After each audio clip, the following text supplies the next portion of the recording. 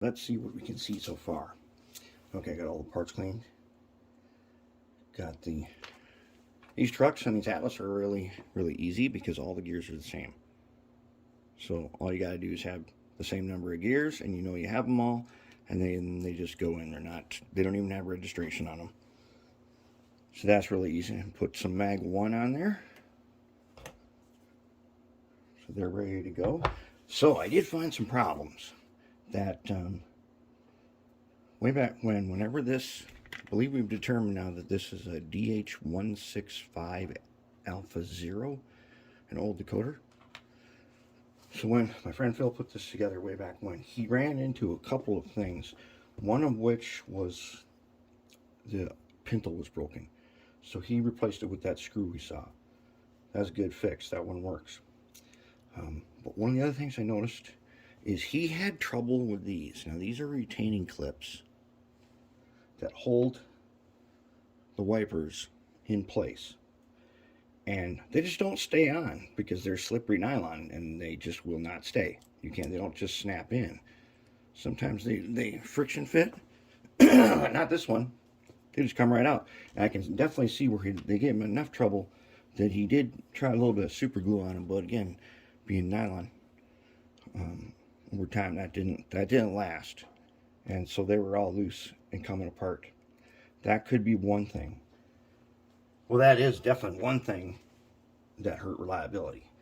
Another thing is when I cleaned the wheels, one thing I noticed is that the wheels were kind of worn in that the plastic hub in the middle on the one side that's got it, all of the wheels could just come right off. And two of them have a very funny wear pattern to them. I'll show you. There's just two of these. If we can see the profile right there is all rounded. And it's only on the side where the wheel could slip inside that hub. And on the other side, it's just right. So I don't know what was going on there. So that one of the things that would happen is they would never stay engaged. But they were close enough in the trucks, they would also not come out of the holder and not fall off, and then they wore funny. So that was one thing. That just happens over time. So fix that, got them all engaged again, and secured the hubs. They should be good. And that's why when we build stuff, we like to be able to take it apart, and this one was super easy to take apart, because every once in a while you got to do maintenance. You got to go all the way back through and do this stuff every now and then to keep it running good, and it doesn't last forever. So it's already 40 years old. Okay, got all the trucks. The underframe has been painted, and we got the first set. I color code the wires. One of these days I gotta feel over here and show them the magic of color coded wires. I know he's gonna like this stuff because this is the pinch and pull. When you strip it back, you just pinch and pull, and the insulation comes right off, and it doesn't melt on your soldering iron either. So that's a good thing. You can take a piece like this, okay, and grab onto it, and there you go. And when I tin this, insulation doesn't melt back any further. It stays where it is. That's a nice feature. All right, so now I'm going to go ahead, put it together the rest of the way, and we're going to see if we can then detect that decoder again. If we can, we're done. Oh wait, hold it. We didn't look at the motor. Here's the motor.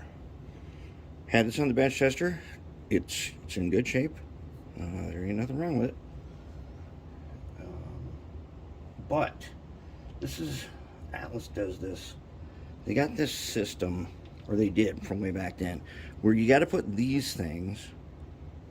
You got to put these clips on here, and then you solder these clips, and these clips are friction fit.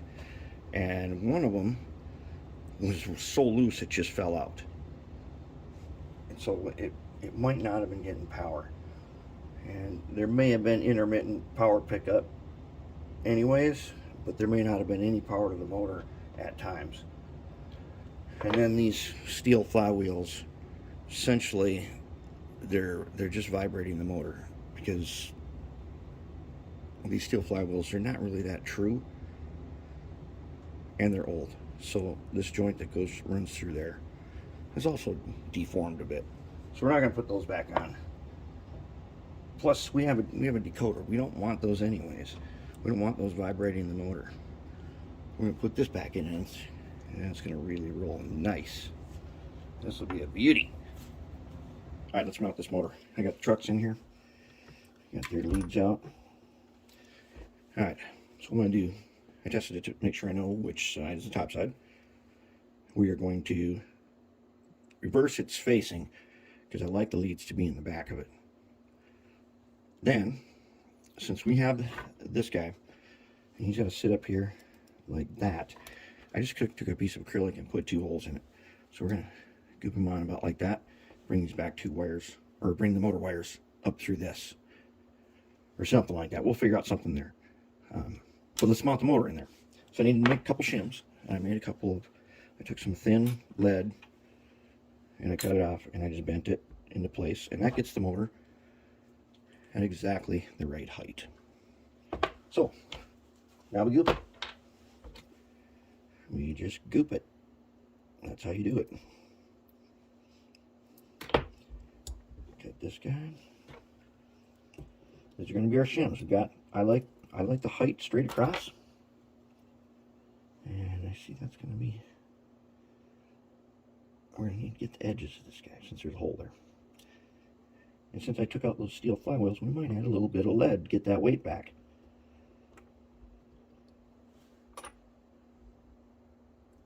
Actually, we might be able to add a little extra. Okay.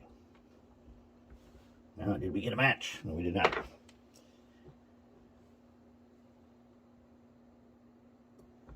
We did not. No, we didn't. Sorry, nothing to goop to. All right, then we'll do it this way. We'll take the goop and we'll put it right there and right there. And right there. Now we will have a match. Yep. That's one. Do the same thing over here. Oh, this will be an easy one. And the goop means we can always take it out later. And in this locomotive, there may actually be a reason to do that, because it turns out that this decoder is a 6-function decoder. So it could be used in the future, or more stuff could be done to this one. You know, you could do ditch lights or something. You could do, basically you do a bunch of stuff where you can turn it on and off. And it does also have it's got a spot on here where you can put sound, like a sound module. That's pretty neat. So you get that hooked up right? Yep, okay. You just set them in there. Just like that. And now we wait. And that's looking pretty good. We're going to adjust it a little bit. Okay, we did it. All fixed up, solved all the problems. So, what was the problem with this one? Well, number one problem was these 2 clips that were clipped onto the end of the motor that you solder your wires to. Well, one of them was so loose, it made just barely intermittent contact. And that's the main reason why it didn't work. But if it was working, then the wheels loosen their hubs, probably weren't even doing anything. Fix that problem. Then what we did was, whoops, let's get this guy oriented to the front. Okay. So then we went ahead, remounted the motor using goop. We got rid of these guys. I don't really like these because they're so easy to vibrate, and this thing was vibrating with these steel flywheels on here were vibrating everything, and that vibration almost certainly is what caused these things to get loose. Okay, we put in silicone hose and got rid of these dog bones and these joints. Went ahead, dressed up the underframe, repainted it, redid the trucks. trucks have been cleaned, lubed with Mag 1. And then I reversed the board around and I reversed the motor so that the leads are at the back of the motor and the board's flipped over and the leads to the motor are on this side. Because this thing is directional and you've got to have, this is function 0 front, this is function 0 rear. They point in the right direction now, which they did before. They weren't messed up, but it was flipped over because of this resistor that goes to a beacon. I made it so the resistor would come up through here, and that's all there is to it. Now, the couplers. Remember the couplers didn't work at all? The reason they didn't work at all is because of these narrow special coupler boxes. And they're number 5s, and they didn't have the little copper spring in it, or the phosphor bronze spring in it. So of course they didn't work at all. Okay, we fixed that. We put some regular number 5 boxes on here, and we had to do a little filing so that we'd be able to fit them in. Now they fit. Now we're going to test it. Put it together and then split it on the track. All right, I tested it. Everything works good except one thing. This motor gets hot, and I'm pretty sure it gets hot because it's old. I don't know how many years old. It's like more than 40 years old. It gets too hot and it doesn't have any torque in reverse. It goes, but it lacks power. Forward, it goes pretty good. I'm thinking we're going to have to replace it. I mean, I know this locomotive is probably going to get consisted for some pretty heavy work, so I think we're just going to go ahead and just swap them, and that should be easy enough to do. We'll just pry off our top shelf.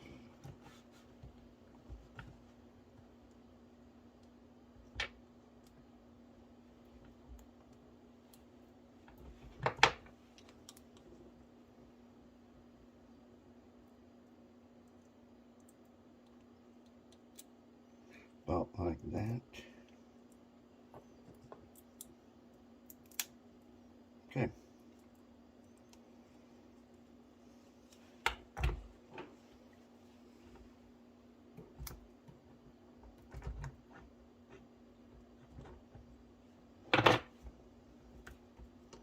All right, there we go. Now we will pry this guy out.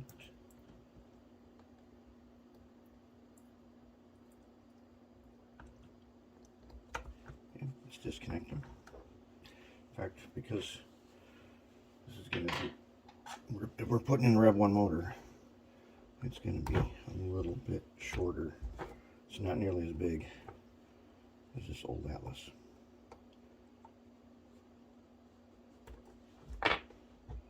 Okay.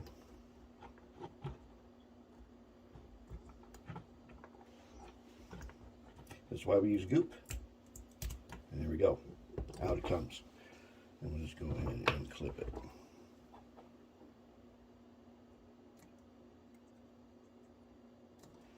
Alright. Let's take these weights and put them back in.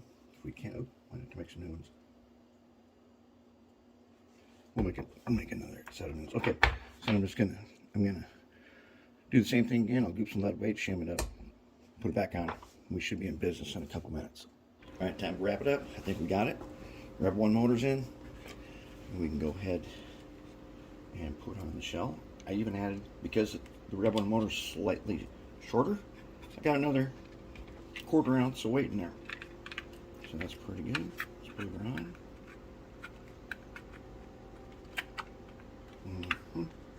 Now we've got all the wires in there. Sounds good. Very nice, very nice. What do you say we take it over and give it a try? Okay, let's give it a try. Let's get his lights on. Beacon. Very nice. And how about let's pull the scrapping train out.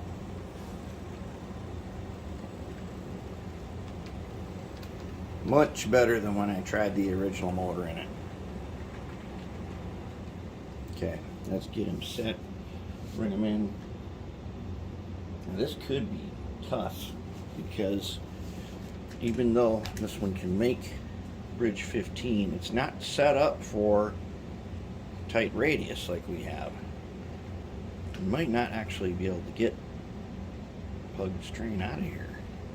We'll see.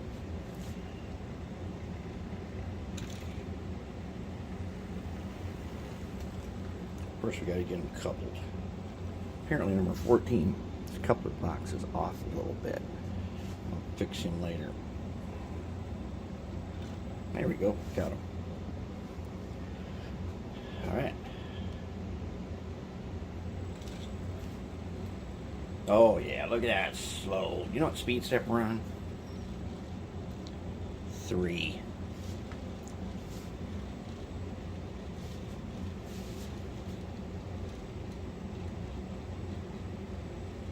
There we go, there's speed step 10.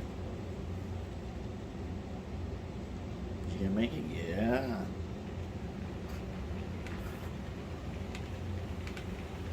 Oh yeah, he's got no problem with the scrapping train. Okay, let's bring him back in. Can he push him in? Yep, you sure can.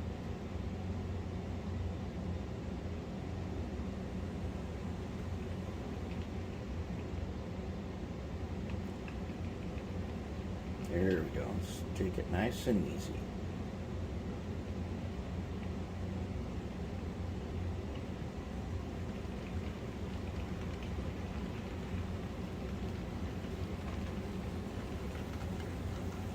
Oh yeah, much better, much better. All right, that's a wrap on this GP40. We'll have to go pick another one out and get started on that one. That's one down, 12 to go.